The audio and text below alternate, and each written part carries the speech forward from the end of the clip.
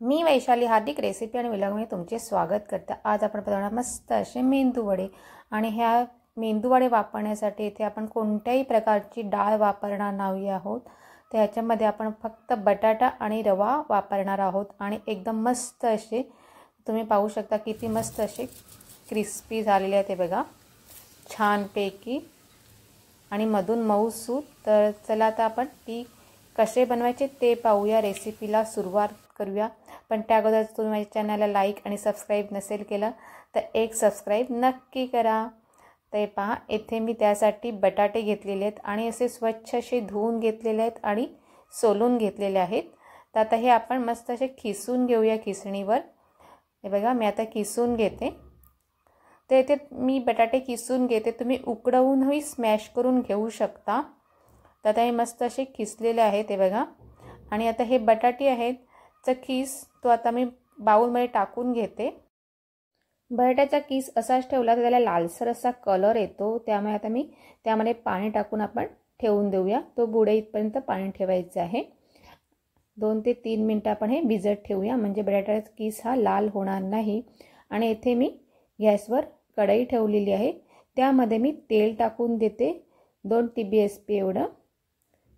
आणि त्यामध्ये मी जिरं टाकलेलं आहे हाफ टीस्पून तीळ आणि 2 मिरच्या घेतलेल्या आहेत बारीक चिरलेल्या, बारीक असं चिरून घेतलेल्या आहेत आणि ते सर्व फोडणीवर टाकलेलं आहे। आणि 1 मिनिट आपल्याला मस्त असे मध्यम गॅसवर ते परतून द्यायचं आहे। आता इथे मी एक वाटी घेतलेली आहे, म्हणजे कप घेतलेला आहे। तर ह्या प्रमाणात मी रवा घेणार आहे, तर मी रवा 1.5 कप घेणार आहे। तर त्याच्या दुप्पट मी पाणी घेणार आहे, तर मी 3 कप एवढे इथे पाणी घेतलेले आहे बघा। आणि हे आता टाकलेलं आहे, त्यामध्ये आपण मस्त अशी थोडीशी कोथिंबीर टाकून देऊया आणि चवीप्रमाणे मीठ टाकून देते। ह्यामध्ये तुम्ही तुमच्या आवडीच्या भाज्याही बारीक असे चिरून टाकू शकता, किसून गाजर बीट वगैरे आवडत असतील तर। आणि आता हे आपण उकळी आणून देऊया याला। तोपर्यंत आपला जो बटाट्याचा खीस आहे पाण्यामध्ये टाकलेला तो आपण काढून घेऊया। एकदम पाणी आपल्याला एकदम व्यवस्थित काढून घ्यायचं आहे, असं हाताने दाबून। हे बघा तर सर्व खीस आपण काढून घेऊया। तर पाण्याचा कलर बघा कसा चेंज झालेला आहे, जरा ब्राऊन असा झालेला आहे। आणि हा जो खीस आहे तो आता आपण हे जे पाणी आपलं उकळलेलं आहे त्यामध्ये आपण सर्व टाकून देऊया।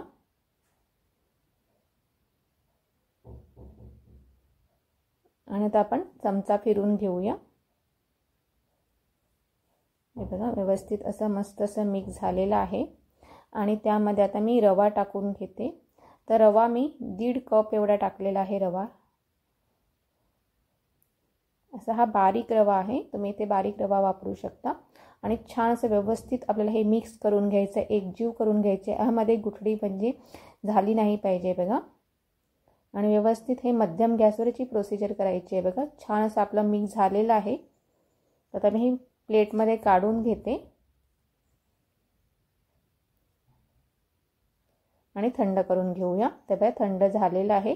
तर मी इथे हातावर थोडंसं तेल घेते, कारण की हाताला आपल्याला हे चिकटणार नाही म्हणून। आणि मस्त असं मळून घ्यायचं आहे, आपल्याला डो करून घ्यायचं आहे बघा, मस्त असं मळून घ्यायचं आहे।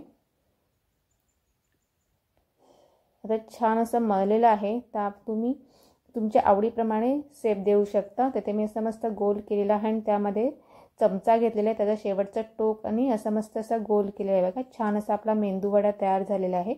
ह्याप्रमाणे मी सर्व मेंदू वडे बनवून घेतलेले आहेत। आणि इथे मी तेल गरम करत ठेवलेलं आहे आणि आता त्यामध्ये मी एक वडा सोडून देते। आणि गॅस आपल्याला फुल फ्लेमवर ठेवायचा आहे, कारण की तेल आपल्याला थंड नाही होऊन द्यायचं। जर तुम्ही मध्यम ठेवला गॅस तर तेल थंड होऊ शकते आणि व्यवस्थित आपले वडे तळले जाणार नाही। म्हणून तळताना ही एक काळजी घ्यायची की वडे तळताना गॅस कधी पण हाय फ्लेमवर ठेवायचा आहे। आणि मस्त असं आता आपण हे शिजून घेऊया, फ्राय करून घेऊया वडे। हे बघा छानपैकी होत चालले एकदम मस्त असे। आणि एकदम झटपट होणारी ही रेसिपी आहे, 10 मिनिटामध्ये। जरी कधी मुलांना वाटलं का तरी वेगळं खावं असं वाटलं तर तुम्ही ह्या पद्धतीने वडे करू शकता। हे बघा मस्त असे ब्राऊन असे झालेले आहेत। तर आता मी हे काढून घेते प्लेटमध्ये।